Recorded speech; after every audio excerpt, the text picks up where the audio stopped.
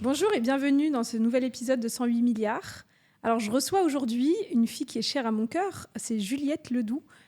Juliette, c'est ma coloc parisienne. Alors, parce que pour ceux qui me connaissent un peu mieux, je suis allée vivre à Montpellier depuis cet été, mais je viens quand même assez régulièrement à Paris pour plusieurs raisons. Le boulot, la De Rose méthode, enfin plein de choses. Et Juliette m'a offert une opportunité géniale l'été dernier. Elle m'a dit: écoute Mounia, je reprends un appart de famille, je cherche des colocs, je veux que ce soit des filles, qu'elles soient entrepreneurs, comme ça on se motive. Et puis ce serait bien s'il y en a une qui n'est pas là tout le temps, parce que les membres de ma famille, ça leur arrive d'être de passage à Paris. Et donc évidemment, je cochais toutes les cases et c'est super. Et ce que j'ai découvert au-delà du côté logistique, c'est super, j'ai un appart à Paris où je peux laisser mes affaires. Ce qui est très convenient, j'allais dire, qui est très simple, c'est que la dernière fois, je disais donc à Juliette et à Marie, notre troisième coloc, c'est incroyable parce que quand j'arrive à Montpellier, je me sens home, et quand j'arrive à Paris, je me sens home. Et ça, c'est hyper important. Donc aujourd'hui, je reçois la fille qui m'a offert un foyer à Paris pour cette année. Salut Juliette. Salut Mounia. Bienvenue. Merci. Je suis extrêmement touchée. ça commence bien. On a même une tradition maintenant, c'est qu'on se fait des shakshuka le dimanche, ou en tout cas quand on est ensemble et qu'on a envie de se faire un bon repas, on se fait des shakshuka, c'est devenu une tradition. Et donc là, on est dans un studio de podcast, donc on n'a pas de shakshuka, mais ce que j'ai dit à Juliette avant qu'on commence à enregistrer, c'est fais comme si c'était dimanche, qu'on était en pyjama et qu'on se mangeait une shakshuka. C'est ça le but du podcast 108 milliards. J'y suis là, c'est bon. Ok, super.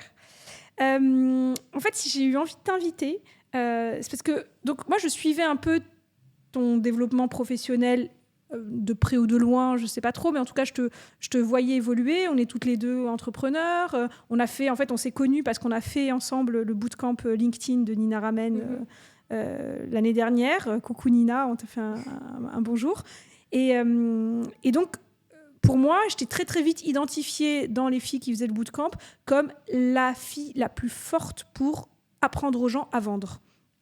Et on partage ça toutes les deux de base, c'est qu'on sait, on a une conviction forte que vendre, c'est une compétence essentielle, que c'est pas une compétence sale, que c'est un truc beaucoup plus profond que ça.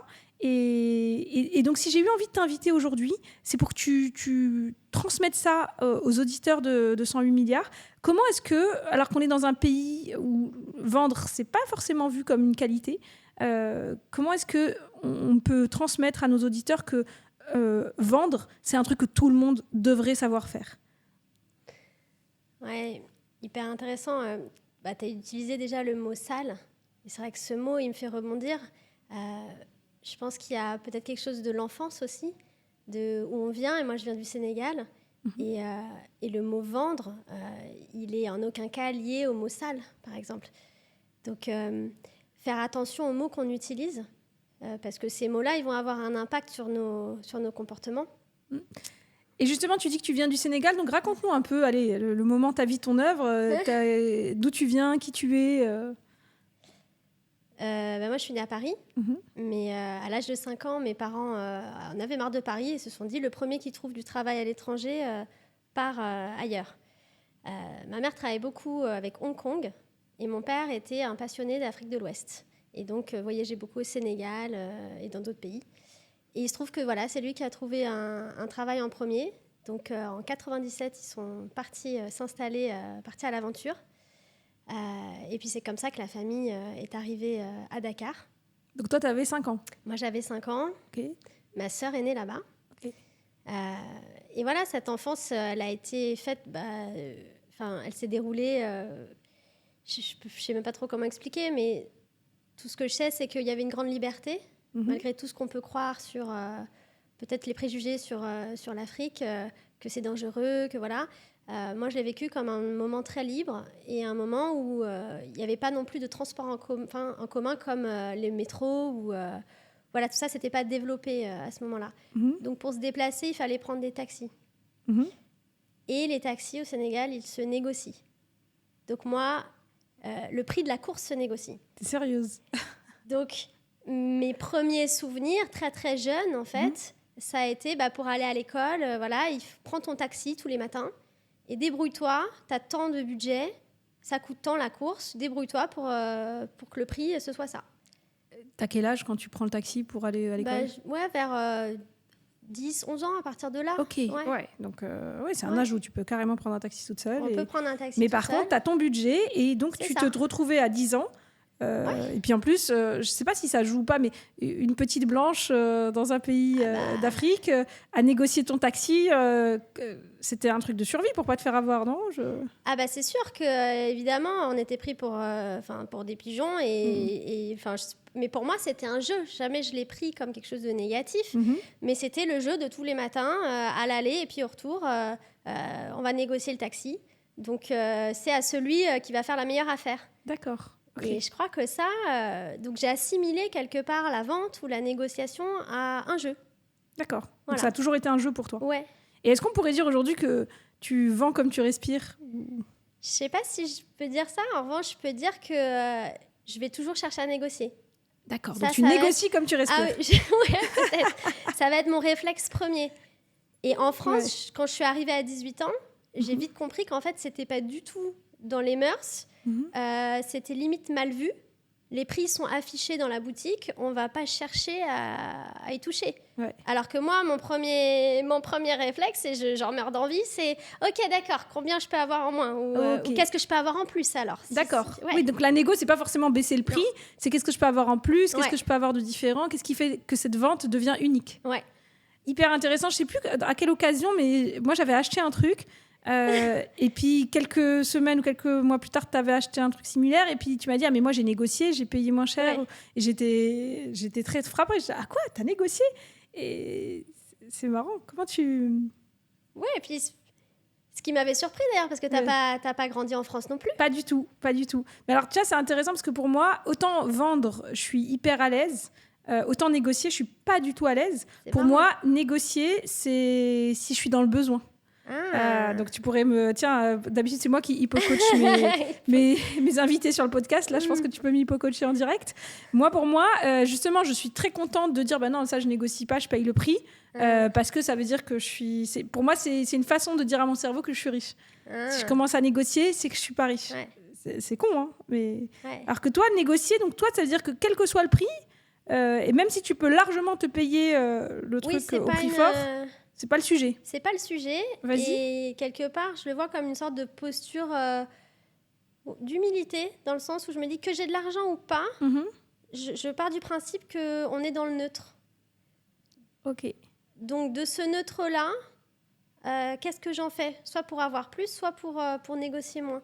Et donc, c'est pas je suis assez riche pour me le payer, ou je suis trop pauvre, donc je me mets dans une posture... de soumission ou inférieure. C'est non, on est une posture d'égale.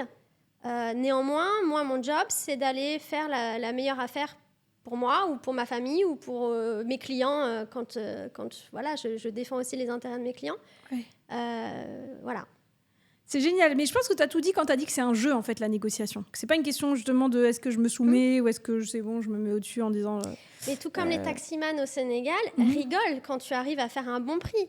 Et à la fin, et c'est ce qui clôt la négociation, c'est qu'ils explosent de rire parce qu'ils sont là, mais qu'est-ce que c'est que cette petite toubab qui va quelque part nous tenir tête, et en plus je suis pas très grande, donc oui, il y a un côté c'est surnaturel ce qui se passe, mais là ils explosent de rire et allez monte, tu l'as bien mérité ce prix-là quelque part. D'accord. Tu t'es bien battu. Et ça pour le coup je le vois moi beaucoup dans les souks aussi à Marrakech, c'est que quand un vendeur du souk annonce un prix très élevé à un touriste et que celui-ci dit oui direct, on voit dans la tête du vendeur qu'il est déçu, genre on allait jouer et t'as arrêté ce truc avant, déjà. Exactement, il y a un petit côté très déceptif. Et donc toi, c'est ça, à partir du moment où tu te dis mais non, mais en fait c'est un jeu et le gars explose de rire parce que c'est trop cool, t'as bien joué, tu mérites ta victoire, c'est un plaisir, en fait c'est une façon de rentrer en relation avec l'autre, la limite, quand tu me dis ça. Après, ça ouvre la discussion et c'est un échange super sympa qui s'ensuit. Bah, on prend l'exemple du taxi, mais voilà. Mais tu as tout plein de stratégies. Il y a du style, puisque, OK, on essaye de le wahale en Wolof, c'est la palabre, c'est le fait de discuter et de négocier. Bah, tu veux pas wahale, je vais aller à côté, je vais aller voir, il y a plein d'autres taxis, machin, ou je vais en chercher un autre, c'est pas grave. Donc, je lâche la corde. C'est lui qui te rappelle. Et on rediscute, et voilà. Et donc, c'est vrai que ceux qui viennent en vacances, qui voient ça d'un œil extérieur, se disent, mais qu'est-ce que c'est que cette situation si rocambolesque et le temps que je perds à discuter. Mais en fait, c'est un temps qui est nécessaire pour avoir ce qu'on veut, quelque part. Donc, c'est aussi... Mais là, quand tu me dis ça, parce que pour le coup, moi, je suis très... peut-être parfois un peu trop sensible à me dire que le temps, c'est de l'argent et que je préfère payer plus cher et gagner du temps. J'ai mieux à faire. C'est un truc que j'applique à beaucoup de domaines de ma vie, de me dire, non, je vais payer pour être tranquille, pour pas perdre de temps. Mais là, ce que j'entends, c'est que c'est pas qu'une question de j'investis ce temps. Donc, quand tu dis c'est nécessaire, j'investis ce temps pour obtenir... parce qu'on pourrait me dire, je m'en fous, en fait, de payer mon taxi 2 € ou 5 €, ça va pas changer ma life. Mais c'est que, en fait, je rentre en relation avec l'autre. Je suis touriste au Sénégal, c'est dommage de ne pas vivre cette expérience. Limite, ça devient une activité touristique, de négocier. Enfin, tu vois ce que je veux dire, ça devient un jeu. C'est un sport national. Exactement. D'accord. Et donc là, ça devient plus intéressant. Là, tu vois, mine de rien, tu me fais... Parce que pour le coup, moi, jusqu'à présent, je suis très mal à l'aise de négocier les prix. Et je suis très mal à l'aise quand quelqu'un négocie les prix avec moi. Je déteste. Et d'ailleurs, je me suis mise dans une situation dans mon business où personne ne négocie, ou quand quelqu'un veut négocier, je dis, tu sais quoi, attends, on va pas travailler ensemble, j'ai une liste d'attente, je m'en fiche. Je pense que, mine de rien, c'est heureusement pour moi que je me suis mise dans une situation où personne négocie, parce que si j'étais dans une situation où il fallait tout le temps que je négocie, j'aurais appris, mais c'est pas un truc où... j'ai l'impression que ça diminue de ma valeur, tu vois, si quelqu'un négocie les prix avec moi. Tiens, vas-y, coach-moi sur ça. Mais qu'est-ce qui te dérange le plus, en fait, dans ce sentiment ? Alors, on va prendre le cas, imaginons, même encore une fois, voilà, ça m'arrive pas, mais imaginons que demain, je décide de, multiplier mes prix par 10 et que je veuille accompagner un dirigeant et je lui dis, pour travailler avec moi, c'est, je vais dire un truc complètement surréaliste, c'est 30 000 € par mois, et que la personne veuille négocier. Je serais en panique, je serais en mode c'est que il accorde pas assez de valeur à ce que je fais, ou donc ça ira taper dans ma légitimité, dans la valeur que je peux créer avec lui. Qu'est-ce que ça irait faire aussi ? En fait, je pense qu'il faut avoir vachement confiance en soi pour accepter que la personne négocie. Je sais pas comment te dire. C'est quoi la croyance derrière ? C'est intéressant. Que si quelqu'un négocie, c'est que tu l'as pas convaincu. Et donc, c'est que tu as perdu ta vente. Et donc le début de la négociation, pour moi, c'est un problème. Alors que si je me disais, tiens, le début de la négociation, c'est que la personne est intéressée, chouette, on va s'amuser un peu, et elle finira par acheter, je raisonnerai très différemment quand quelqu'un commencera à négocier. Tu dis, c'est que tu as perdu ta vente.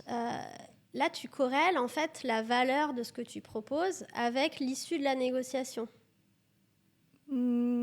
Alors, non. Je peux être complètement convaincue. En plus, j'essaie de me rappeler de comment j'étais il y a quelques années, quand j'avais pas encore confiance dans ce que je faisais. Maintenant, c'est vrai que c'est un peu différent. Mais je peux être complètement convaincue que ce que j'apporte apporte de la valeur parce que je l'ai déjà fait avec plein de gens et que du coup, c'est juste un client parmi d'autres. Et en même temps, me dire, tiens, là, mon enjeu, c'est de vendre à cette personne-là. Si la personne commence à négocier, c'est que je ne l'ai pas convaincue. Donc, je corrèle ça à ma capacité à convaincre la personne que je ne me dis pas du tout. Et d'ailleurs, je propose un prix qui est mon vrai prix. Parce que si j'acceptais que la négociation ait lieu, je ne donnerais pas mon vrai prix en premier. Je donnerais un prix souhaité un peu plus élevé et j'aurais un minimum qui serait plus bas dans ma tête. On peut rester ferme sur le prix.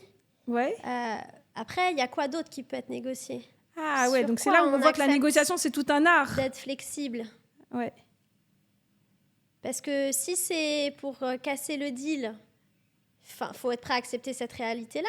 Je refuse de négocier, je casse le deal et c'est OK. Maintenant, si tu as vraiment envie de travailler avec la personne, sur quoi on est prêt à être flexible ? Hyper intéressant.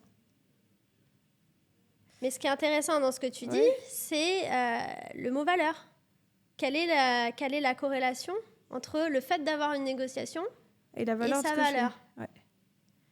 Et donc toi, tu dis, mais en plus, c'est intéressant parce que moi, je sais très bien que la valeur, on met un prix parce qu'il faut bien... Tu sais, mon grand-père, il était commerçant, il avait plein de commerces à Marrakech.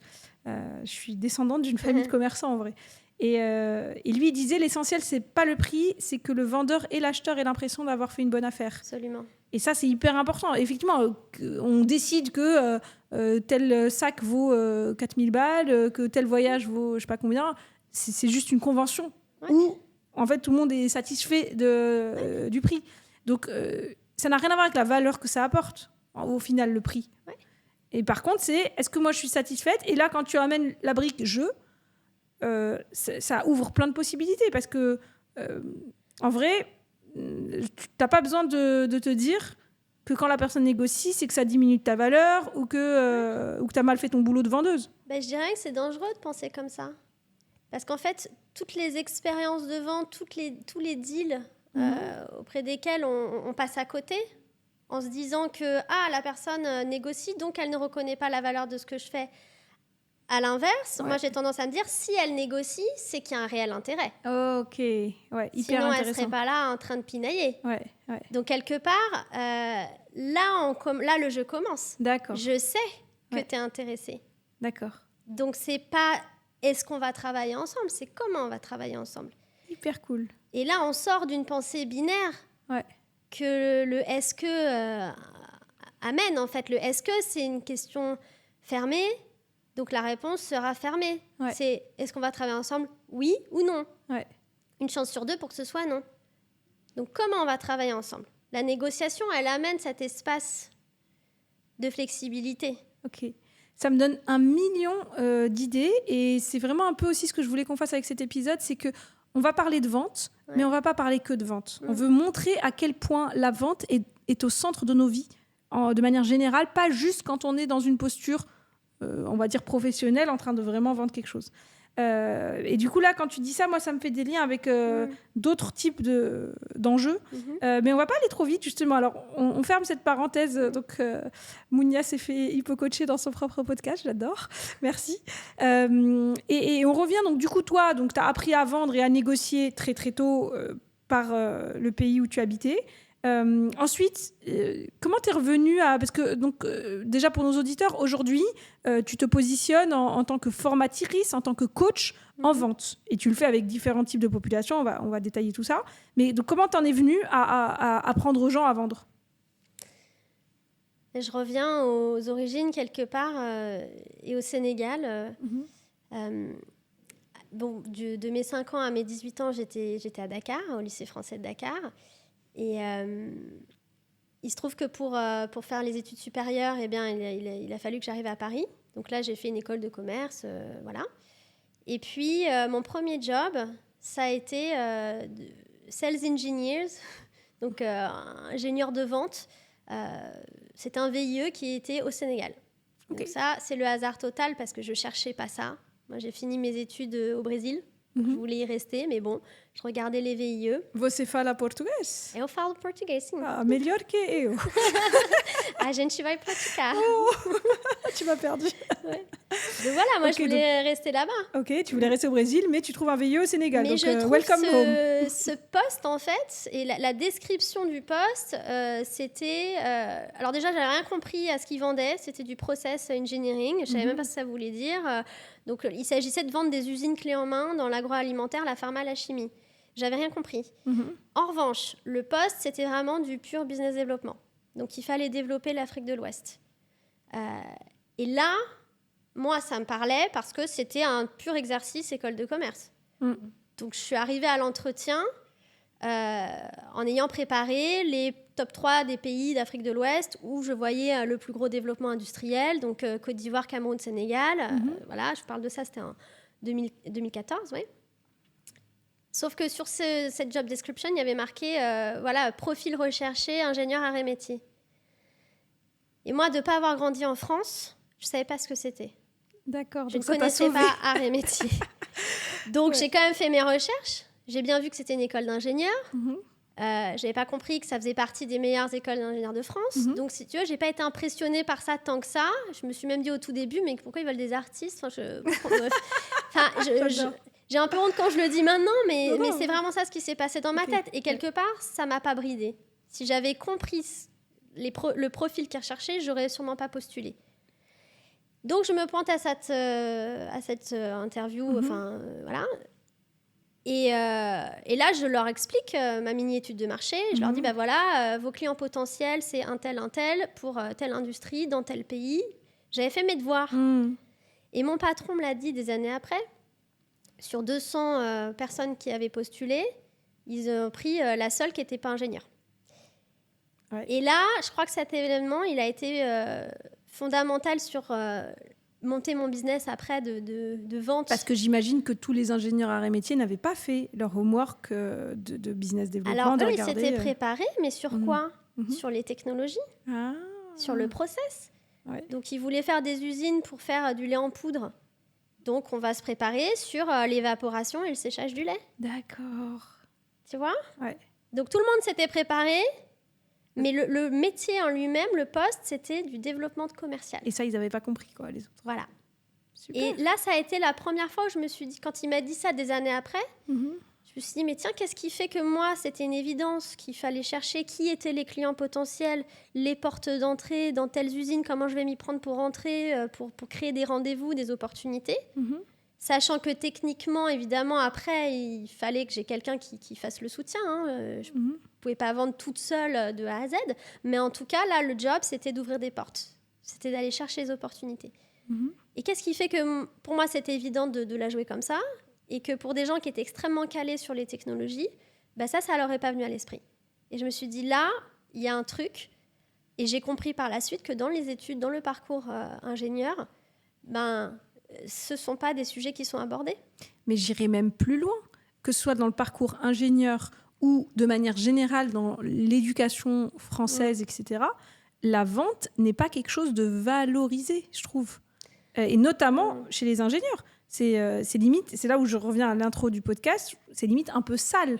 Et même, tu vois, on va faire le lien, parce que moi, pour le coup, j'ai fait des études d'ingénieur, donc on voit un peu je pense que j'ai plein de schémas mentaux qui viennent aussi de là. C'est que si quelqu'un négocie, c'est qu'il y a un problème, entre guillemets. Donc, si on rentre dans le jeu de la vente, c'est que mon produit, en fait, le rêve, je pense, de l'ingénieur, c'est mon produit est tellement génial qu'il se vend lui-même. Il y a beaucoup de gens, d'ailleurs, même moi, je bosse beaucoup avec des start-upers qui se disent, qui font du product, qui disent, mais le produit devrait être la meilleure carte de vente de notre entreprise, c'est d'avoir le meilleur produit du monde. Ce qui peut être une stratégie, d'ailleurs, on ne va pas l'écarter à 1 million %, mais quand c'est la seule stratégie et qu'on ne développe pas les autres compétences de vente, c'est là où, en fait, on se retrouve dans des situations ubuesques comme celles que tu décris, quoi. Ce que tu décris, toi, là, c'est vraiment, et ça, c'est typique, je le vois bien, des sociétés d'engineering qui décrivent les caractéristiques techniques de leurs produits ou de leurs solutions, et c'est très bien, il faut parler ce langage-là, mais qui oublie de parler des bénéfices. Qu'est-ce que ça apporte concrètement ? Et donc, d'oublier cette partie-là, c'est rester cloisonné dans le technique, mais pour vendre, en fait, on est obligé d'aller dans tous les aspects de la vente et pas que dans l'aspect technique. Il n'y aura pas que des ingénieurs qui vont acheter en face. Et c'est là où, justement, je te disais aujourd'hui, ce serait intéressant qu'on ouvre sur le reste de notre vie et pas juste sur la vente. On ne va pas y aller tout de suite. On fait un échauffement, tranquille, les amis. Mais on entend, en fait, c'est que finalement, on va aller dans... qu'est-ce que c'est vendre ? Il y a un côté émotionnel. Si je te raconte juste j'ai fait ça, ça va pas te plaire. Si je te raconte une histoire, ça va te toucher, en fait. C'est comment on touche les gens. Ok, mais donc toi, du coup, tu constates, donc tu rentres dans cette entreprise, tu constates que tu es la seule qui sait vendre et qui a en tout cas ce réflexe de se dire notre boulot, c'est quand même de vendre. Comment ça se passe, du coup, après le cheminement vers ce que tu fais aujourd'hui ? Déjà, au démarrage, moi, la première chose que je me suis dit, c'est ils veulent faire des usines pour faire du lait en poudre, très bien. Mais avec le lait de quelle vache ? Parce qu'au Sénégal, il y a très peu de vaches. Ce n'est pas un pays où il y a une pluviométrie qui fait qu'on peut vraiment avoir un rendement. Oui, on n'est pas en Normandie. On n'est pas en Normandie où on a des vaches qui, en moyenne, ont un rendement de 30 litres par jour. Average, Sénégal, je crois qu'on est du l'ordre de 3-4 litres. Donc déjà, moi, j'avais cette question en tête, mais j'étais nouvelle, je voulais surtout pas... j'étais très impressionnée aussi, hein, je suis qu'avec des gens à métier et des ingénieurs, voilà. Donc, je vais surtout pas la ramener. Mais pendant 6 mois, je me suis vraiment posé cette question jusqu'à ce que je leur dise et que là, tout le monde me regarde en mode, ben oui, tiens... effectivement... le bon sens paysan, je le dis le bon sens paysan, complet. Complet. En revanche, il y a d'autres pays où là, le Cameroun, où voilà, là, ça peut être plus intéressant. Mais donc déjà, de remettre un peu de bon sens aussi dans la démarche et de se dire que la technologie, elle a beau être incroyable, c'est aussi comprendre l'environnement dans lequel on évolue. Et quand on dit comprendre son marché, c'est comprendre à qui on vend, pour qui. Mais c'est ça, en fait, que tu... Vendre, c'est pas juste vendre. On a trop l'image du marchand de tapis. Qui vient et qui essaie de vendre je sais pas, des bibles à des musulmans, je sais plus c'est quoi, des igloos à des esquimaux, enfin il y a tous ces trucs là, mais une glace à un esquimau, voilà, une glace à un esquimau, mais que en fait vendre vraiment c'est tout un art et c'est comprendre déjà, donc tu es obligé en fait, c'est là où je dis finalement on est obligé de vendre même si on n'est pas des vendeurs, parce que sinon on se retrouve à développer des produits ou à s'embarquer dans en fait on va fabriquer du lait en poudre mais on n'a même pas vu qu'on n'avait pas de lait. Il n'y a pas de potentiel. Y a pas, c'est pas faisable et puis c'est pas dans la culture du pays de boire du lait tous les matins comme en France. Donc vendre, c'est dans ce sens-là, c'est aussi s'adapter au contexte et comprendre les personnes dans leurs habitudes, dans leurs coutumes. Donc ouais, il y avait donc tu vois toutes ces observations-là. Les choses qui étaient évidentes pour moi ne l'étaient pas pour les autres. Et je crois que c'est de constater ce gap qui a été les prémices de après monter ma société, qui a pour vocation d'aider les ingénieurs, les profils techniques et in fine tous les gens qui n'ont pas eu accès à des cours ou à des initiations à la vente, à vendre. Mais donc, c'est apprendre à repérer ces éléments. Ok. Ouais. Donc, et donc, si je me souviens bien... Tu as commencé à former tes collègues avant de lancer ton business de manière indépendante. Complètement. Raconte un peu tout ça. Donc après le Sénégal, j'ai eu une opportunité, toujours pour la même société, d'aller à Singapour. Donc je suis restée 4 ans à Singapour. Et en étant à Singapour, là, j'étais plus vendeuse moi-même. J'étais plutôt dans la stratégie de vente, comment développer les ventes. Là, c'était plutôt sur le service, donc pièces détachées, maintenance, upgrade de machines. Donc voilà. Et là, déjà, on part sur des problématiques qui sont plus tant les mêmes. C'est plus aller chercher des nouveaux clients, c'est chercher à fidéliser. Un client qui a déjà acheté, comment on va faire en sorte qu'il continue à acheter chez nous. Donc là, on rentre dans autre chose déjà. Super intéressant. Et en allant en business trip avec des collègues, notamment j'ai ce business trip en Inde où je nous revois très bien, où moi j'étais vraiment là pour observer. Et je vois un collègue arriver en rendez-vous client, brancher son ordi, mettre le PowerPoint et c'est parti, présenter, faire tourner les slides et présenter chaque technologie, chaque application, voilà. J'imagine que tout le monde bâillait. Et je voyais les 2 clients qui étaient là dans la salle qui commençaient à s'impatienter et qui... Tout le body language, en fait, montrait que ça n'allait pas. Donc, de la main qui pianote, le pied qui fait comme ça, voilà, l'autre qui bouge, qui nien. Et vraiment, j'avais l'impression qu'il y avait une dissociation, en fait. Moi, je voyais mon collègue continuer à s'engouffrer dans ce tunnel, dans ce monologue, le client qui s'impatiente, et je me dis, mais attends, arrêt sur image, pause. Qu'est-ce qui se passe là ? Comment se fait-il qu'il ne voit pas, qu'il ne perçoive pas ces signaux, qu'il y a une difficulté à lire entre les lignes ? Donc, le client qui reste très poli et qui dit rien, mais qui a complètement décroché. Et on a un commercial qui déroule ce qui, lui, l'arrange. Donc, en sortant de ce rendez-vous, on était dans la voiture et on fait un débrief sur le chemin du retour à l'hôtel. Et je lui dis, mais alors, qu'est-ce que tu as appris de ce rendez-vous ? Il me dit, je n'étais pas là pour apprendre, j'étais là pour montrer ce qu'on sait faire. Et là, je me suis dit, OK. Et ça a été un déclic pour moi, de dire, là, il y a quelque chose à faire. Dans la croyance que nous, on est là pour... montrer, déballer nos tapis, regarder mes tapis comme ils sont beaux. Et ça suffira, les tapis seront vendus. Et ils vont se vendre tout seuls. Mais qu'est-ce que tu as appris du besoin de ton client, de ce qu'il fait le plus flipper, de ce qu'il rêve to achieve, ce qu'il rêve de réaliser, de l'impact si il n'arrive pas à mettre en place ce qu'il doit mettre en place, qu'est-ce que ça représente pour lui. En fait, il y a 1000 questions à poser. Mais alors attends, hyper intéressant tout ce que tu dis. Donc pour toi, ça a été assez naturel tout ça. Et ce qui t'a le plus marqué, c'est le gap entre ce que toi, tu te semblait évident et ce qui semblait pas du tout évident à tous tes collègues ingénieurs. Mais toi, est-ce que c'est juste parce que tu as fait une école de commerce? Parce que pour le coup, des gens qui ont fait des écoles de commerce en France, il y en a pléthore. C'est pas forcément des bons vendeurs et il y en a beaucoup qui ont les mêmes croyances que les ingénieurs. C'est pas qu'une question d'études. C'est pas parce qu'on a pris un cours de sales qu'on sait vendre. Et c'est pour ça que c'était intéressant aussi ton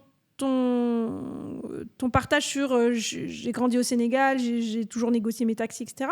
Qu'est-ce qu'aujourd'hui tu attribuerais donc dans tes capacités, dans la vision du monde que tu as, où finalement vendre, c'est comprendre, c'est beaucoup plus profond.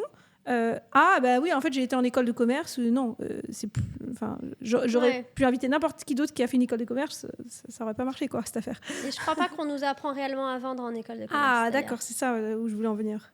Ouais. En revanche, non, je pense que peut-être là, le point qui, moi, m'a permis d'observer tout ça, c'est une curiosité, peut-être de base, mais qui a été cultivée aussi. Je pense que la curiosité, ça se cultive. Donc après, c'est peut-être l'environnement familial, je ne sais pas.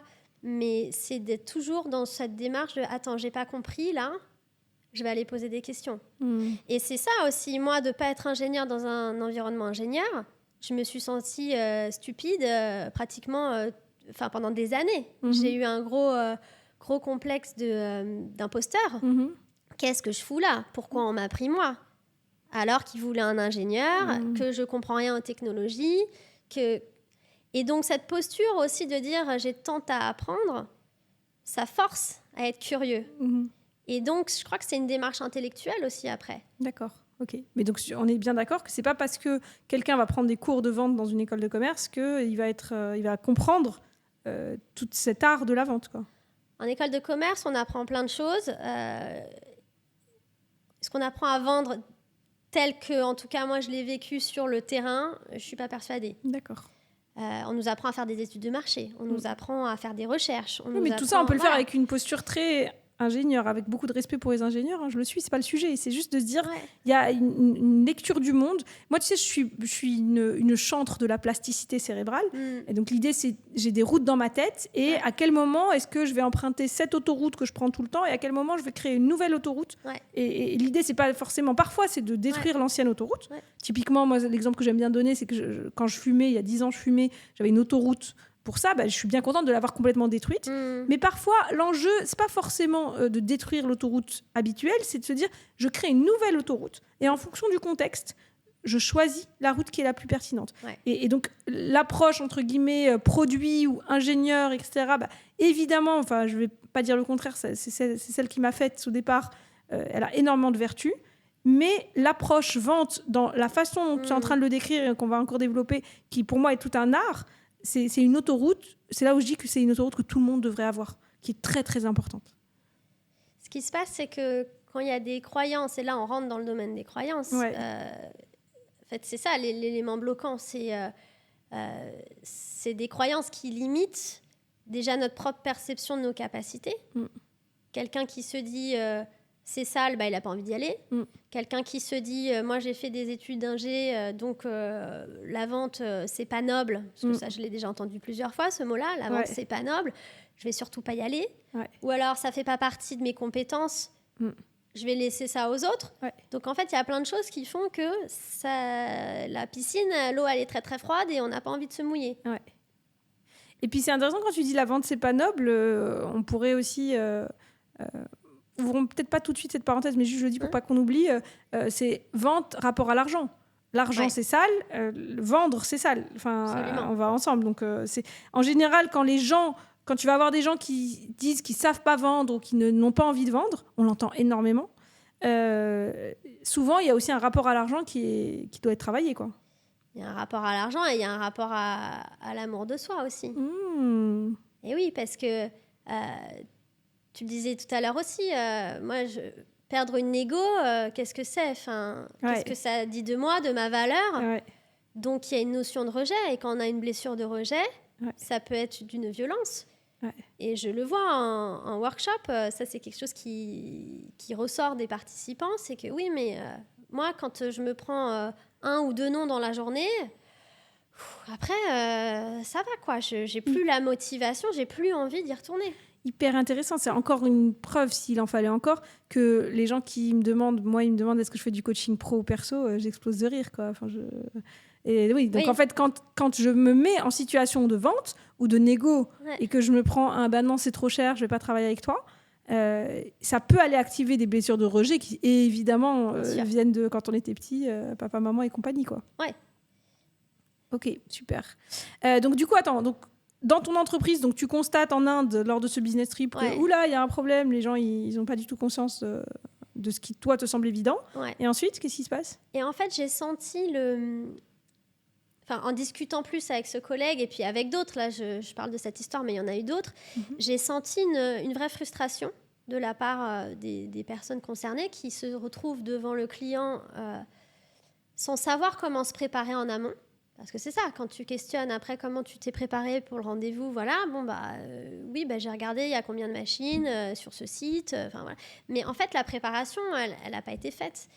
Et donc, il y a un manque d'outils, ça c'est une chose, qui génère une frustration, de ne pas se sentir bon devant le client ou de sentir qu'on perd la main, qu'on n'est pas en contrôle de ce qui se passe, ça peut provoquer de la peine, de l'humiliation. En fait, il y a plein de choses qui se jouent à ce niveau-là d'un point de vue émotion. Et je me suis dit, mais en fait, moi, ça me fait mal. Ça me fait mal parce que ce sont mes collègues et j'ai envie qu'ils réussissent. Et donc, qu'est-ce que je peux faire, moi, pour les aider à dépasser tout ça et à s'améliorer, à progresser et à être dans leur plein potentiel, in fine, c'est ça. Donc, le point de départ pour moi, ça a été aider mes collègues. Okay. Et donc, à partir de ce moment-là, à Singapour, j'ai commencé à développer des petits ateliers en interne. Qu'est-ce que je peux faire pour les aider ? Comment ça peut s'orchestrer ? Donc, c'était tout timide, voilà. Et puis, il y a eu des succès, il y a eu pas mal de merde aussi. Je ne vais pas dire que tout a bien marché du premier coup. Mais toujours en se disant, OK, la prochaine fois, comment on fait ? Comment on se prépare mieux pour ce business meeting ? Comment on se prépare mieux pour ce voyage ? On va faire une tournée commerciale. On prend un avion, on va en Inde. Je veux dire, il y a des frais qui découlent de tout ça. Qu'est-ce qu'on peut faire pour que ce voyage, il ait du sens pour nous d'un point de vue business, pour nos clients ? Qu'on soit en capacité de leur apporter la valeur dont ils ont besoin. Excellent. Oui, donc du coup, tu as eu un terrain de jeu en interne dans ta boîte pour finalement tester et apprendre ce qui après est devenu la base aussi de ton activité, quoi. Et le jour où il y a eu Covid, je me suis aussi fait opérer du pied. J'ai eu 2 opérations du pied assez lourdes qui ont fait que je suis restée pendant 2 mois alitée. Donc ça aussi, c'est une sacrée expérience de ne pas pouvoir bouger, de ne pas pouvoir être dans le mouvement. Et là, j'ai une remise en question. En fait, qu'est-ce que je préfère faire dans mon travail ? Qu'est-ce que j'aime le plus ? Est-ce que c'est d'aller vendre des machines ? Et en fait, la réponse, ça a été non. La partie que je préfère, c'est d'aider mes collègues à vendre. D'accord. C'est de les monter en compétences. Ouais. C'est d'être avec eux et de leur donner les outils, de les aider à réfléchir, à trouver leurs propres réponses. Le kiff, il est là.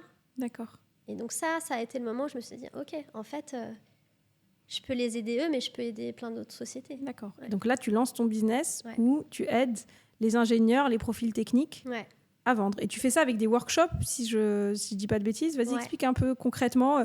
Donc, je suis une entreprise, j'ai une équipe technico-commerciale qui, en fait, n'ont pas du tout appris à vendre. Et notamment avec un peu ce côté... Moi, j'aime bien le mot art, là, parce qu'on sent que c'est pas juste attends, je vais apprendre 3 techniques de vente. C'est pas ça du tout. C'est vraiment rentrer en contact avec l'autre, vendre, dans la façon dont tu le fais. Et donc, toi, vas-y, explique un peu comment tu travailles avec une entreprise comme ça. Très souvent, alors il y a les technico-commerciaux, mais très souvent, en tout cas dans les sociétés qui vendent des produits qui ne sont pas standardisés, qui sont des solutions complexes, il n'y a pas de commerciaux. Ceux qui s'occupent de la vente sont des ingénieurs, mais qui ne se reconnaissent pas eux-mêmes comme commerciaux. D'accord. Donc ils subissent un peu il faut que je vende. Donc déjà, il y a un côté, il faut que je vende, il faut que je le fasse parce qu'il faut bien que ça tourne. Mais moi, ma qualité première et ce pourquoi j'ai envie d'être reconnue, c'est mon expérience et mon expertise technique. Ouais. Donc déjà, on est sur un terrain il y a un petit malaise et qui n'est pas explicité tant que ça. Et donc, tant que ça, c'est pas explicité, c'est compliqué d'être proactif. Et ce que j'appelle proactif, c'est aller toquer à la porte de clients potentiels. Ou alors de prospects, ou alors de clients existants, en voyant ce qu'on peut leur vendre en plus de ce qu'on a déjà vendu. Et donc cette proactivité, ça c'est un vrai souci. C'est comment aider des équipes à devenir proactives. Et moi, j'ai une conviction profonde qui est que pour aimer faire quelque chose, pour faire quelque chose qu'on n'a pas l'habitude de faire ou où on ne se sent pas très à l'aise, il faut qu'on trouve du plaisir là-dedans. Donc tout l'enjeu, c'est de redorer le blason du mot vendre, de la vente, et de retrouver du plaisir à le faire. Tu vois ? Et c'est ça qu'on fait en workshop. Génial. Et donc ça, c'était ton réseau naturel. Donc tu as appris à plein de gens, donc profil un peu plus technique, bourré d'idées reçues sur la vente à vendre. C'est ton réseau parce que tu venais de là en fait. Ouais. Mais la vérité, c'est que apprendre à un ingénieur technico-commercial à vendre et apprendre à d'autres personnes, c'est la même chose. Il n'y a pas besoin d'être ingénieur pour avoir des croyances sur le mot vendre. Ouais. Donc ça, c'est la première chose. Donc après, oui, on n'est pas obligé de... la technique, elle s'applique à tous. Et donc, moi, ce que j'ai constaté depuis qu'on vit ensemble et qu'on échange aussi beaucoup, c'est que petit à petit, au début, tu l'avais d'ailleurs pas trop vu comme un business, mais autour de nous, il y a eu de plus en plus de copains, de copines, de gens, de connaissances, un peu des solopreneurs ou des gens qui sont à la tête d'une petite entreprise, notamment dans le digital ou dans l'accompagnement, le coaching, tout ça, on échange beaucoup avec nos pairs. Et en fait, on a constaté que, il y a un énorme problème. Raconte un peu ce que toi, tu vois dans tes pairs, en fait, finalement. Donc, des gens qui montent leur business, qui sont en freelance, etc. Qu'est-ce que tu vois sur le sujet vente ? Non, ce que tu décris, c'est exactement ce qui s'est passé. Donc, je ne suis pas allée chercher au départ, mais plutôt j'ai tel sujet qui sort, comment tu peux m'aider ? Et l'exemple qui me vient là, c'est au niveau des coachs. Ah bah oui. Beaucoup de coachs qui ont du mal à se vendre et qui disent eux-mêmes, moi, mon kiff, donc on en revient au niveau de kiff, c'est vraiment d'être en coaching, c'est de parler avec les gens, c'est de les aider à cheminer, voilà. Mais toute la partie amont, alors là, ça devient... je suis à poil. Je suis à poil, j'ai pas forcément envie, ou alors en termes de prix, ça c'est aussi tout un volet. Comment trouver le juste prix ? Ah ouais, moi je trouve qu'il y a beaucoup de coachs qui se vendent très peu cher. Mais tu vois, par exemple, rien que le mini hypo-coaching que tu m'as fait tout à l'heure, et en plus, pour le coup, c'est facile pour moi, parce qu'entre guillemets, je suis sortie des premières années où je savais pas encore mon business, il tourne bien, là, donc je suis tranquille. Et malgré ça, on voit bien que j'ai encore beaucoup de questions. Enfin, je suis sûre que si on allait sur le sujet, en tout cas de la négo, je pourrais vachement apprendre et progresser.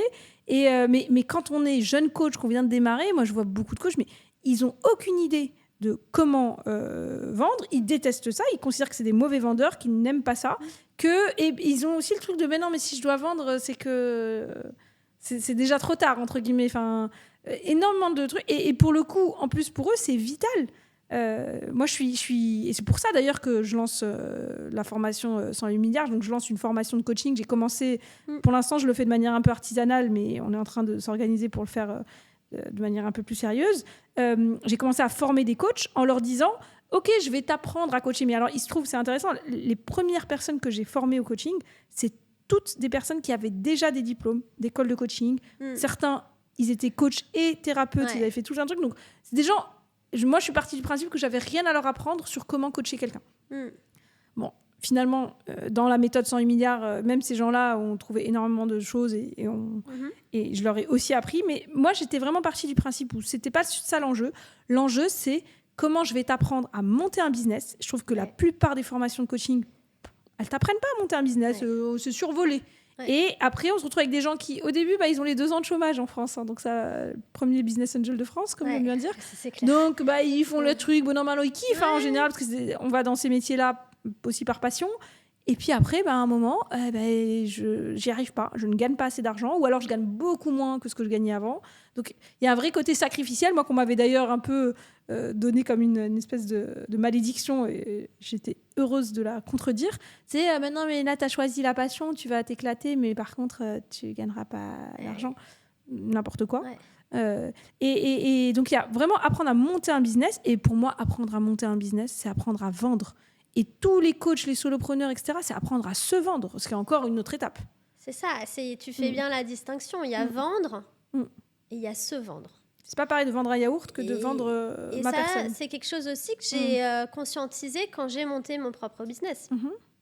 Vendre une grande marque, pour tous ceux qui ont travaillé pour des sociétés qui ont un vrai nom, qui est déjà sur le marché, qui en imposent, qui voilà, c'est bien plus facile que de devoir vendre une marque qui n'est pas connue.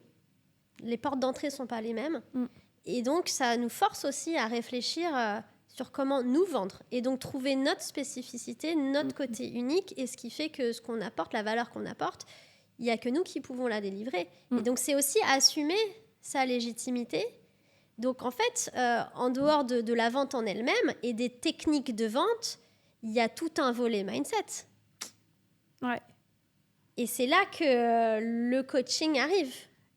Ce qu'on fait en workshop, c'est plus sur la technique, mais à un moment, chaque individu a un travail de conscientisation aussi à mener de son côté. Et toi, ce que je comprends, c'est que tu fais complètement ça. Aujourd'hui, tu es coach et tu accompagnes les gens vraiment là-dessus. C'est sur le côté mindset. Oui.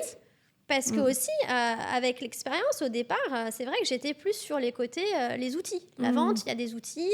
Comment on fait pour creuser les besoins, identifier les besoins d'un client.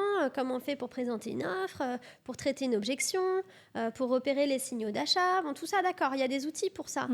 Mais en fait, tant qu'on n'a pas travaillé la partie mindset, la partie croyance en amont, je peux donner tous les outils que je veux. Ça rentre par là, ça sort là. Exactement, c'est ce que je dis tout le temps. Et donc là arrive la notion d'impact. L'impact dans la durée, à quel moment il se fait? Et donc, travailler que sur les outils, pour moi, c'est on voit une partie du problème, mais on ne va pas à la racine. Et donc, typiquement, aujourd'hui, peut-être tu as des exemples concrets dans les gens que tu as accompagnés. Est-ce qu'il y a eu des cas où tu as fait ton workshop et ensuite tu as accompagné la personne en coaching et la différence avec si juste tu avais fait le workshop, tu as des exemples un peu concrets à nous partager là-dessus? Récemment, j'ai accompagné quelqu'un. Le sujet, c'était fixer son prix. Ouais. Comment on fixe ses prix. Et notamment, comment on fixe une heure de coaching. Et donc là, cette personne me disait, moi, j'ai un cap, je ne peux pas le dépasser. Donc, je me suis capée à 150 € de l'heure, je ne peux pas aller au-dessus. Pourquoi elle ne peut pas aller au-dessus? C'était tout l'enjeu.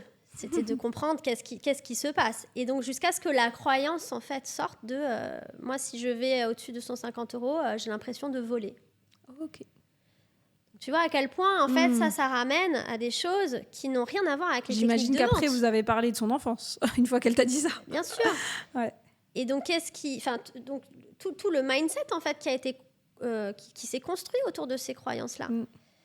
Et donc, d'identifier ça, de pouvoir démystifier, ça allège d'un poids. Et donc, en fait, c'est juste de se dire, OK, mon business est impacté par toutes ces croyances-là. Et tant que je ne travaille pas sur ces croyances, je ne pourrai pas avancer. Okay. Donc, j'aurais pu prendre l'angle de « Ok, très bien, je vais te montrer le Price Burger pour annoncer ton prix. » Il y a plein d'outils qui sont intéressants. Mais tu ne vas toujours pas être à l'aise devant le client à lui balancer ton prix. Ça ne marchera pas. Un autre exemple récemment, c'était sur la demande d'acompte. Quelqu'un que j'accompagne, je me rends compte qu'en fait, il me dit « Bah oui, j'ai des problèmes de trésorerie, voilà, donc il faut que je trouve plus de clients. » Et donc, je dis « Pourquoi tu veux trouver plus de clients ?» Parce que j'ai un peu la trésorerie, voilà, j'avance beaucoup de frais. Dès que j'entre un nouveau client, voilà, je dis « D'accord, mais... » Et en termes d'acompte, comment ça se passe? Acompte, j'en prends pas. Ah ouais. Ok. Donc là, on est en plus, là, dans ce cas précis, on est en train de parler d'un client dont le panier moyen est élevé. Enfin, ça n'a rien à voir. Ça engage des vrais frais. D'accord, c'est pas du service simple, quoi. Et donc, quelque part, il le sait que cette pratique, elle n'est pas normale. C'est même pas une pratique qui se fait sur le marché, quelque part. Ouais. Mais si c'était si simple que ça, il appliquerait un acompte. Et pourtant, il y a quelque chose qui retient, là. Donc, on va travailler ça. Excellent. Et donc, ce que j'aime bien dans ce que tu fais aujourd'hui, c'est que tu es un peu un one-stop shop. C'est-à-dire que non seulement tu vas m'aider en travaillant avec moi, en coaching sur mes croyances limitantes, et on le dit, on le répète, on est tous bourrés de croyances limitantes sur l'argent, sur la vente, c'est notre culture, il y a plein d'éléments qui expliquent ça. Mais en plus, tu as les techniques, tu as les outils, tu as les hard skills quelque part sur la vente. Donc, et quand quelqu'un travaille avec toi, il a les deux en fait. C'est vraiment le but pour le coup. C'est de sortir l'outil au moment clé. Donc je parle l'outil, ça peut être un outil technique de vente, tout comme ça peut être un outil, on va travailler sur les croyances. Ouais. Parce que je me suis bien rendu compte que l'un sans l'autre, en fait, il y a quelque chose qui manque. Super. Bon, voilà, c'était la minute pub Juliette. Travaillez avec elle. Si vous êtes solopreneur et que vous galérez à faire décoller votre business, vous avez sûrement un problème avec la vente. Allez voir Juliette, c'est hyper important. Et évidemment, pour ta population de base, ils te connaissent, les ingénieurs, les entreprises plus techniques. Ok, cool, merci. Du coup, maintenant, allons sur ce qu'on voulait aussi aborder aujourd'hui, élargir. Donc, c'est génial. Les gens qui ont des business et qui veulent faire grandir leur chiffre d'affaires, apprenez à vendre. On l'a dit, merci. Mais pourquoi est-ce que tout le monde devrait apprendre à vendre au-delà de ça ? Pourquoi est-ce que la vente, c'est pas juste j'ai un produit ou un service et je vais augmenter mon chiffre d'affaires ? Qu'est-ce que tu pourrais dire si on ouvre le champ ? En fait, la vente, on l'a dit, il y a vendre son produit, vendre son service. Il y a se vendre, mais je trouve qu'il y a un autre volet qui est celui de la collaboration, en fait. Donc, j'appelle ça la vente d'idées.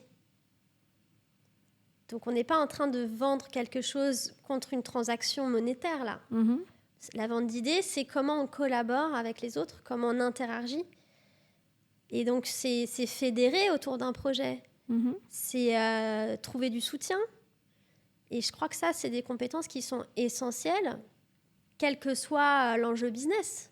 Mais ça, c'est super intéressant quand tu dis ça, parce qu'on se rend compte que vendre, la vraie façon de définir, enfin en tout cas celle qu'on propose, de définir le mot vendre, c'est entrer en lien avec l'autre, c'est communiquer, c'est fédérer, on est en train de parler de leadership, on est en train de parler de management, absolument. On est en train de parler de relations sociales, on est en train de parler de relations affectives. Ouais. Qu'est-ce que c'est ? Ah bah tiens, allons-y. Sur le sujet des relations affectives de dating ou quoi ?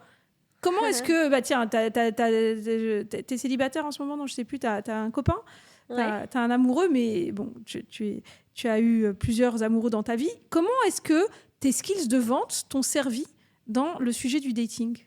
Dans le sujet du dating C'est intéressant comme question. Ouais, non, mais tu vois, là, c'est hyper intéressant parce que tu me fais sortir de mes pensées automatiques, donc je vais essayer de te faire une vraie réponse. Mm-hmm. Je pense que c'est un bon parallèle. Enfin, c'est intéressant en tout cas d'aller sur la séduction. Très souvent, il y a cette croyance que la vente, on est que sur du rationnel, de la logique. Ouais, c'est ton collègue en Inde qui sort ses PowerPoint avec... Et puis c'est le prix. Le client, il va acheter le moins cher. Et à combien d'égards, j'ai pu voir qu'en fait, et encore récemment, un prospect qui me dit, bon... Vous êtes parmi les plus chers, on vous a shortlisté entre deux organismes de formation. Vous êtes la plus chère des deux, mais ce n'est pas le prix qui va déterminer. Et ça, c'est intéressant. De se dire, en fait, le prix ne fait pas tout. Qu'est-ce qui détermine, si ce n'est pas que le prix, alors ? Eh bien, c'est les relations humaines. Et donc, c'est comment je me sens, moi, en tant que prospect au client, dans la période de vente, sur tout le parcours. Comment je me suis sentie valorisée ? Quelle est la qualité de l'échange qu'on a pu avoir ? Donc, il y a un aspect séduction aussi. Mais séduction dans les deux sens, hein, j'entends. Ouais. C'est-à-dire que moi, il y a des clients où je leur dis très clairement, j'ai envie de travailler avec vous. Donc, ce n'est pas que... L'idée, c'est pas que ce soit que qui a envie de bosser avec moi. C'est qu'on se co-choisisse. Et je crois que ça, c'est hyper important pour que le projet se passe bien. Qu'il y ait un co-choix, ce soit une décision commune. Reviens à ta vie amoureuse, du coup. Le fait que toi, tu savais être une bonne vendeuse et que tu comprenais tout ça dans le business. Il y a un côté proactif. Comment est-ce que, Dans ma justement, vie ta vision du d'amoureuse, monde... Ta je ne vais vision du pas monde, avoir peur d'aller vers l'autre et de lui dire, Ok. en fait. Et donc, Mhm. c'est de sortir aussi de ces schémas de... on ne doit pas dévoiler les choses, on ne doit pas dire, on reste dans l'implicite. Moi, j'aime bien aller dans l'explicite. Ça demande un certain courage, hein, parce que ça nous expose au rejet. Donc, on en revient... Et donc, on revient à la négociation. Tiens, donc, typiquement, quelqu'un qui a une vision... par exemple, moi, où je vais me dire, non, en fait, moi, je veux surtout pas négocier. Qu'est-ce que ça implique dans les relations affectives par rapport à quelqu'un qui se dit, chouette, on négocie...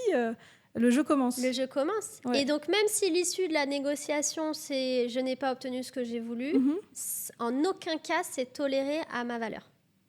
Ah, mais ça, c'est intéressant. Donc, toi, par exemple, dans tes relations affectives, il n'y a pas d'endroit où ça va dans le rejet? Je suis consciente, en tout cas, c'est vraiment la croyance que je me propose d'adopter, parce que je crois que les croyances aussi, c'est des choix. Il y en a qu'on ne choisit pas, mais qu'on peut choisir de faire évoluer. Elle a vraiment un petit ADN 108 milliards, notre Juliette. Hein. Continue. Et donc, la pensée utile que je choisis d'avoir, c'est que s'il y a un rejet, en aucun cas, il est en lien avec ma valeur. Donc, l'estime de moi-même ne va pas être bousculée à ce niveau-là. D'accord. Et donc, c'est pareil si on revient dans le domaine de la vente pour un business. Donc, typiquement, alors peut-être c'est moins le cas pour des environnements où on vend un produit technique, mais pour tous les solopreneurs que tu accompagnes, les coachs, les personnes qui se vendent, entre guillemets, comment tu arrives parce que j'imagine que ce truc de rejet qu'on peut peut-être ressentir dans nos vies affectives, quand tu as un coach qui veut travailler avec quelqu'un et que la personne dit « Ah ben non, désolé, je ne travaille pas avec toi », tu as des clients, j'imagine, qui ressentent du rejet de la même manière que c'est comme si... Ça revient énormément. Et donc, ça, c'est de décorréler ça. Ok. Que tu sois bon dans ton métier ou pas, parce qu'il y a des moments où on foire. Et ça, c'est que je sois bon ou que je sois pas bon, ma valeur reste inchangée. Okay. Donc, c'est d'explorer ces deux polarités. Et du coup, on peut aussi décorréler. Je suis un excellent coach. Et je suis excellent à vendre mon coaching.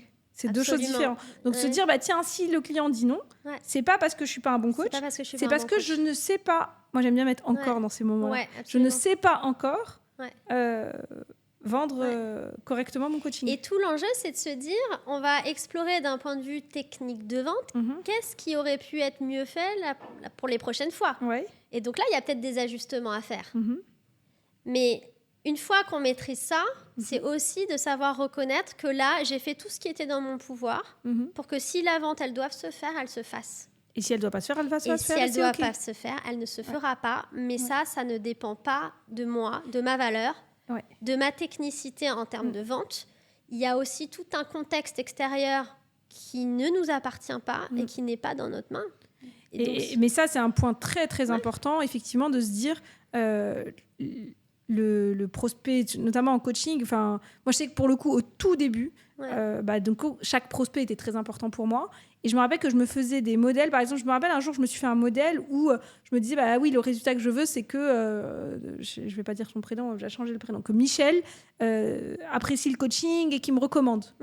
Mais ça, en fait, ça dépend pas que de moi, parce que si Michel il a pas envie de faire un coaching et qu'il a dit oui juste pour me faire plaisir et que etc.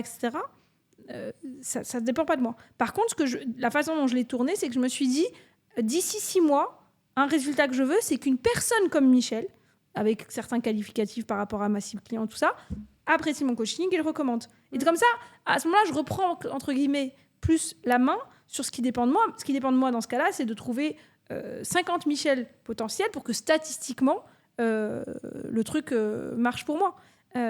Mais si je mets mon destin entre les mains d'un prospect en disant il faut absolument que Michel il dise oui parce que sinon c'est la fin du monde, c'est là où on a un problème, quoi. Ouais, non, je t'ai scié là. J'intègre ce que tu dis. Et notamment, tu vois, ça m'amène Mange un peu de shakshuka. On n'a pas de shakshuka, mais on imagine qu'on sur les silences. Donc quoi, les silences, c'est un sujet aussi en vente. Vas-y. Tu vois, les silences qui peuvent être inconfortables et qui font que tout de suite, on a envie de reprendre la main, de meubler l'espace. Ça, c'est vrai, ouais. Autant quand je suis dans ma posture de coach, c'est facile. Ouais. Dans ma posture de podcasteuse, j'ai du mal encore avec le silence. Et tu vois, ça c'est aussi dans les outils techniques, le silence, c'est une arme en vente. C'est quelque chose d'ultra puissant. Et c'est celui qui brise le silence, quelque part, qui perd la négo. Énorme. Ouais. Donc c'est apprendre à être à l'aise avec ces silences-là. Et de voir ce qu'ils vont générer. Excellent. Ouais. J'adore. Ça me donne plein d'idées.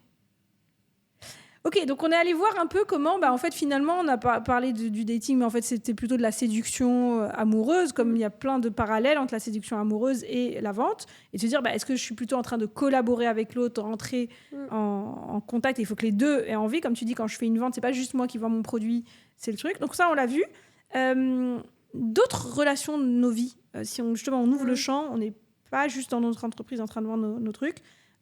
Où est-ce que la vente, quand on dit la vente est partout, où est-ce que tu peux retrouver la vente et les techniques de vente avec cette définition un peu ouverte, pas marchand de tapis, justement? Il y a le couple, il y a... Je pense que si on reste dans la famille, moi, j'ai pas d'enfants, mais je le vois bien, les négociations aussi qui peuvent se dérouler avec les enfants. Ouais, on passe notre vie à négocier. Donc ça, c'est un domaine d'application. Et bien ça, tiens, ce qui se passe souvent, c'est que...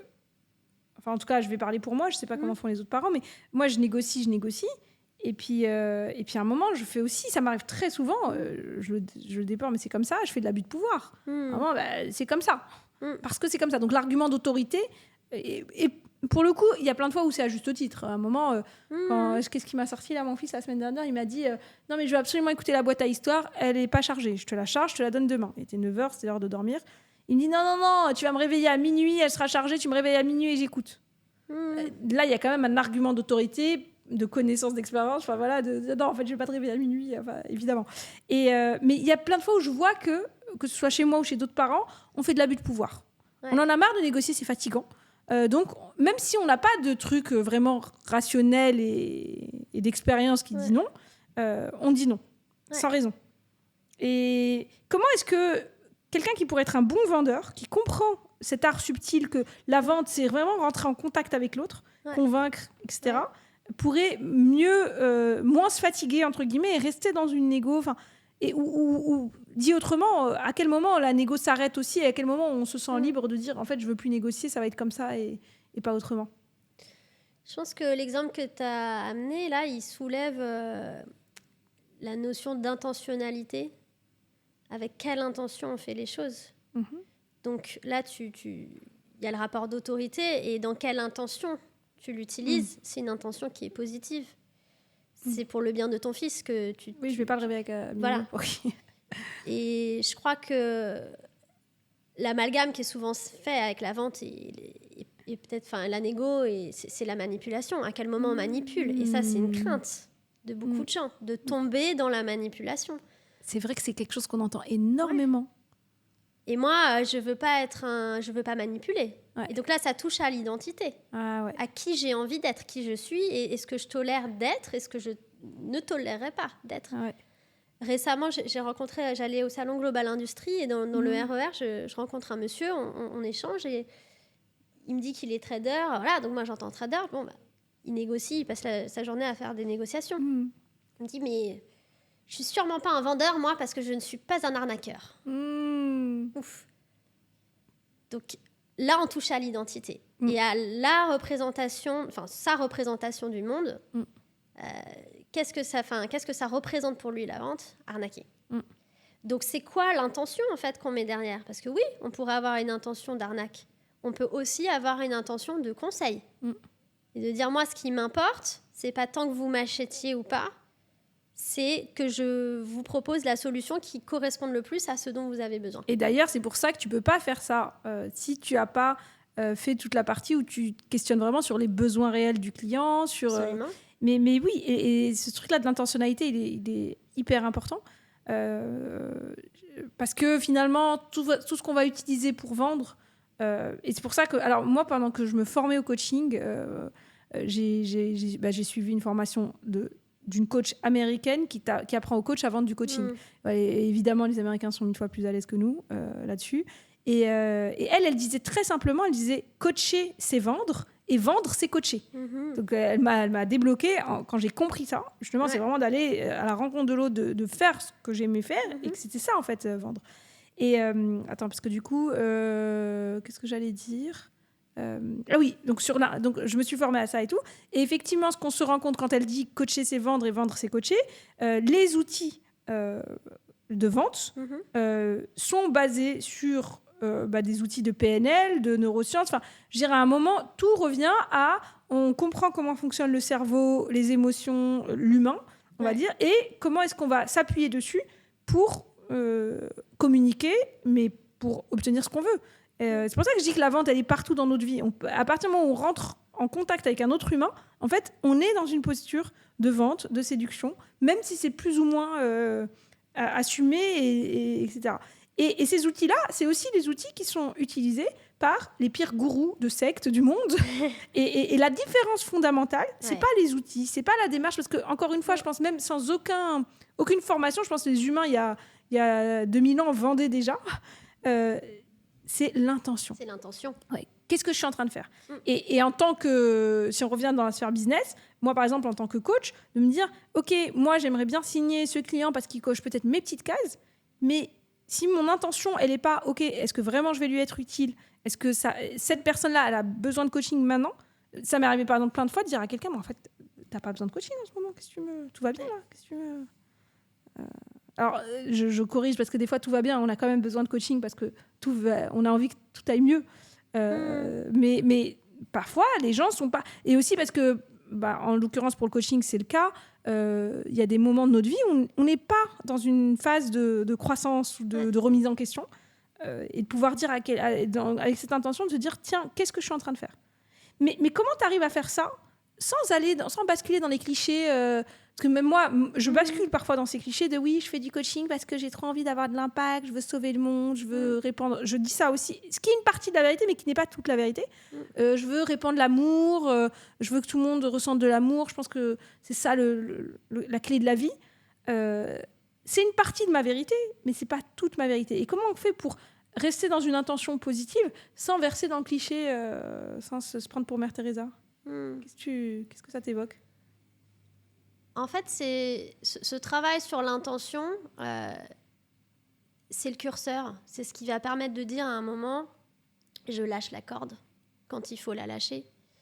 Et à tout moment, enfin, pendant tout le process de vente, c'est aussi de se sentir libre de dire, là, moi, je ne suis pas alignée avec ce que le potentiel client me renvoie. Et donc, est-ce que j'ai réellement envie de travailler avec cette personne ? Est-ce que je pense que je vais être la meilleure personne pour l'accompagner là-dedans ? Et d'être très au clair aussi avec ça, dans son intention. Là, en fait, nos intentions ne se rencontrent pas. Et c'est OK. Tu as des exemples concrets ? Ça m'est arrivé récemment, ouais. Où je me suis dit, là, il y a quelque chose qui me fait dire que on n'est pas dans la même intentionnalité. Et je crois que ça, c'est important pour un coach, pour toute personne qui se vend, justement. Donc là, on sort vraiment de je vends un produit, un service pour une grosse boîte. Quand on est dans le solopreneur, c'est aussi de se dire, mais si les intentions ne se rencontrent pas, c'est OK de lâcher. Et donc, moi, il y a des négos que je suis prête à perdre parce que les intentionnalités ne sont pas alignées. Et donc, ce qui va en découler, ça ne va pas être... Et est-ce qu'il n'y a pas aussi une partie, et ce que tu dis est complètement... Enfin, en tout cas, ça résonne beaucoup pour moi. Mais c'est aussi accepter quelque part son ombre en se disant, là, je ne sais pas trop si vraiment cette personne... je vais être hyper cash. T'es un jeune entrepreneur, tu viens de démarrer...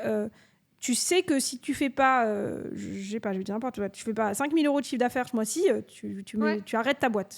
C'est un truc que tu... Bon, là, tu as ton dernier prospect du mois qui pourrait te permettre de faire 5 000 €. Et tu sens quand même qu'il y a un désalignement. Tu sens que... Alors, pas que, évidemment, tu vas pas... Mais tu sens que si tu avais pas ce problème de trésorerie ou de chiffre d'affaires, tu n'aurais pas envie de bosser avec cette personne. Tu peux aussi te dire, j'y vais quand même. Et je sais très bien que c'est pas mon client de cœur, mais je le prends quand même. Ouais. Est-ce que, tu vois, assumer un peu aussi, on a nos peurs, on a nos vulnérabilités, on a une part d'ombre qui fait que parfois, justement, parce que quand on parle de l'intention, on s'imagine que c'est noir ou blanc. Soit je suis le pire gourou du monde et j'ai des très mauvaises intentions, soit je suis Mère Teresa et j'ai que des bonnes intentions et j'ai envie de sauver le monde. Donc si jamais je veux travailler avec ce client, c'est que je sais très bien que ça va lui changer la vie, etc. Et toutes les nuances de gris au milieu, c'est important de les explorer et de se dire, je vais essayer au maximum de ne pas aller dans le gris foncé, parce qu'à la fin, il y a toujours des répercussions pas cool, et que ce n'est pas mes valeurs, mais que ouais, il y aura du gris dans ma vie et c'est OK. Le gris, c'est OK. Je crois que c'est ces expériences-là aussi qui nous permettent de définir les zones de gris et à quel moment on rentre dans... On n'est plus dans le gris, là. On est dans le rouge, entre guillemets. On est dans là où on ne veut pas aller. Mais c'est aussi de se dire... la valeur que je vais apporter, elle a un prix. Je me suis défini que c'était ce prix-là aujourd'hui. Ce prix, il peut être amené à évoluer. Je suis prête à moduler ça. Je suis prête à aller dans la négociation. Une négociation qui reste gagnante-gagnante. À partir du moment où ça nous force à aller dans le non-acceptable, là, je ne vois pas comment on va pouvoir délivrer quelque chose de qualité. Et c'est là, pour moi, la zone de danger. Et quand je travaille avec des solopreneurs et qu'on est en sparring partner, moi, j'estime que c'est mon rôle d'être vigilante de l'écologie, quelque part, de qu'est-ce qui est bon pour la personne. Ouais. Et donc, oui, il y a l'enjeu il faut absolument que je fasse rentrer du chiffre, mais au détriment de quoi ? Ouais, il ne faut pas faire n'importe quoi, ou en tout cas y aller en conscience. Ouais. Mais ça, c'est hyper intéressant. Et puis, ouais, effectivement, en mode sparring partner, tu peux vraiment jouer ce rôle. Et surtout que souvent, ces gens-là ont fait ces métiers-là par passion, ou en tout cas parce qu'ils veulent se créer une vie qui leur plaît. C'est dommage de retomber dans des travers. Et je trouve que c'est aussi... Et c'est un autre volet du développement personnel et professionnel que doit avoir un entrepreneur. C'est comment est-ce que je me sécurise, que ce soit psychologiquement ou matériellement, pour pas me retrouver dans cet endroit où je vais aller travailler avec des clients qui me disent rien du tout et je sais très bien que je vais pas leur apporter tant de valeur juste parce que tu comprends, faut payer les factures. Et je crois que l'aspect réciprocité est super important dans ces moments-là, c'est-à-dire que ok, on négocie, on est prêt à lâcher du lest. Qu'est-ce qu'on obtient en échange ? Et c'est pas forcément quelque chose qu'on obtient dans l'immédiat, ça peut être quelque chose qu'on obtient dans le futur. Mais de jamais sortir d'une négociation sans avoir cherché à avoir une réciprocité à un moment ou à un autre. Donc je m'explique. Un de mes premiers clients, au tout début quand je me suis lancée, je l'ai trouvé sur LinkedIn. Je l'ai prospecté, et puis on a eu des premiers échanges, tout se passe très bien. Et la dernière négo, je me souviens très bien, j'étais à Gare du Nord, j'allais prendre, c'était le Thalys à ce moment-là, c'était pas l'Eurostar, mais j'allais en Allemagne. Et on était au téléphone. Et il me dit, écoutez, voilà, moi j'accepte, c'est la dernière négociation qu'on aura, ça faisait déjà un petit moment que, voilà. Il me dit, j'accepte à ce prix-là.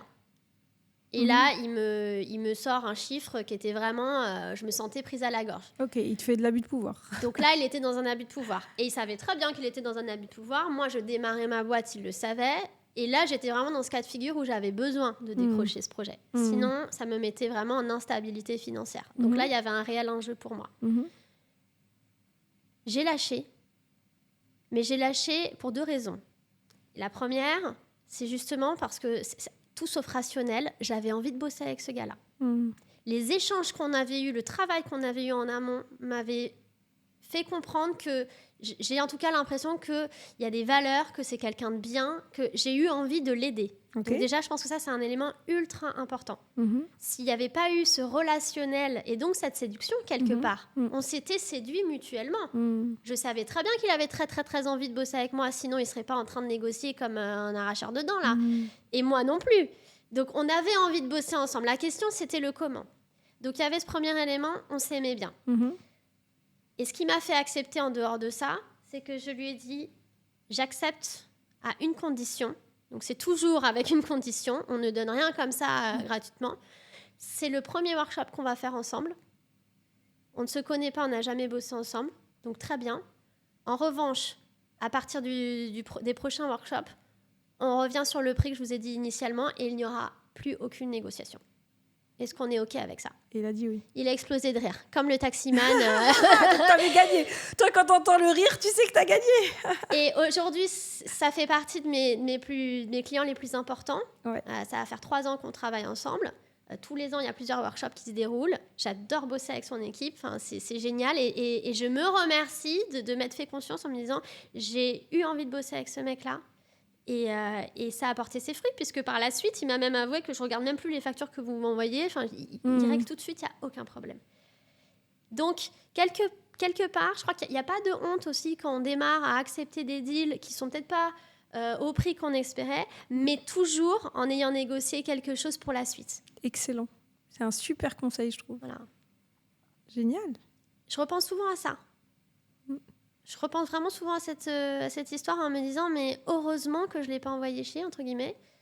J'aurais pu, par ego, par voilà. Il abuse, parfois on est accroché justement quand on n'est pas à l'aise avec sa valeur et qu'on mélange des trucs. C'est ah mais non, mais moi mon truc il vaut tant, je peux pas le faire moins cher. S'il ne voit pas que ce que je vais délivrer, ça va être génial, bah du coup il verra rien du tout. Donc c'est en ça que j'appelle à la nuance. Mais en revanche, voilà, c'est tout l'enjeu, c'est de pas tirer l'élastique dans l'autre sens en allant vers je vais me... Enfin, la soumission totale, où je me donne gratuitement, où je me sous-paye. Non, c'est dans ce cas, qu'est-ce qu'on négocie pour la suite ? Donc moi, j'estime que j'ai été gagnante, en fait. Enfin, c'est gagnant tous les deux, puisque je lui ai délivré la valeur qu'il attendait. Il est ravi, on continue à bosser ensemble. Mais je trouve que du coup, le maître mot et qu'on peut justement élargir au reste de nos relations humaines, c'est collaboration. Est-ce qu'on est dans un truc de domination ou de collaboration ? Et quand on comprend que la vente, c'est de la collaboration, ça ouvre des... Ben justement, tous les gens qui se disent « Ah, mais non, je veux pas être un arnaqueur, je veux pas être machin », mais c'est pas ça le sujet. Le sujet n'est pas là. Et encore une fois, je mets de l'importance sur les mots. Quand on se questionne nous-mêmes, on réfléchit, on a très souvent tendance à dire « Est-ce que je vais arriver à lui vendre ? Est-ce que... on revient à notre valeur, à nos capacités, à nos skills, alors que c'est pas le sujet. Et puis c'est une rencontre. Revient à complètement limiter la réponse, puisque le est-ce que implique une pensée binaire, ça va être oui ou non. Et la question, c'est pas est-ce que, c'est comment. Dans tous les cas, la question, c'est comment. Comment on va faire pour travailler ensemble ? Comment on va faire pour trouver un prix juste ? Comment on va faire pour collaborer dans le futur ? Et donc là, tout de suite, le type de réponse va être beaucoup plus riche. On sort de la pensée binaire. J'adore. Et c'est ce que je lui avais dit d'ailleurs. Je dis pour moi, la question, c'est pas si on va travailler ensemble, c'est comment. Voilà. Ça, c'est un nugget à garder, je pense. La question, c'est pas si, c'est comment. Moi, vraiment, ce que je retiens le plus de cet épisode, c'est cette histoire de... C'est un jeu, en fait. Et si le jeu commence, c'est plutôt grand sourire et chouette. On s'amuse plutôt que... Donc, ça ne veut pas dire que mes clients, vous allez commencer à négocier mes prix. Pas du tout. Parce que sinon, je vous annonce tout de suite un prix facial hyper élevé. Comme ça, on reviendra à mon prix normal. Mais en tout cas, c'est plus un art de vivre. Là, ce que je retiens, moi, je l'élargis à pas juste la transaction commerciale. C'est l'art de vivre, la vision du monde où, tiens, négocier, c'est un jeu. Et le taximan explose de rire à la fin, quoi. Super. Quelqu'un qui négocie, qui pose des questions, qui revient sur ça, c'est quelqu'un qui est intéressé. Donc, c'est un signal d'achat. Ça veut dire qu'on est sur la bonne voie. T'es quelqu'un de profondément optimiste, je trouve. Et c'est hyper agréable. Ça m'a donné de l'énergie. Trop bien. Bon, on va manger pour de vrai ? Allez. Merci à tous et à bientôt. Merci. Merci, Mounia.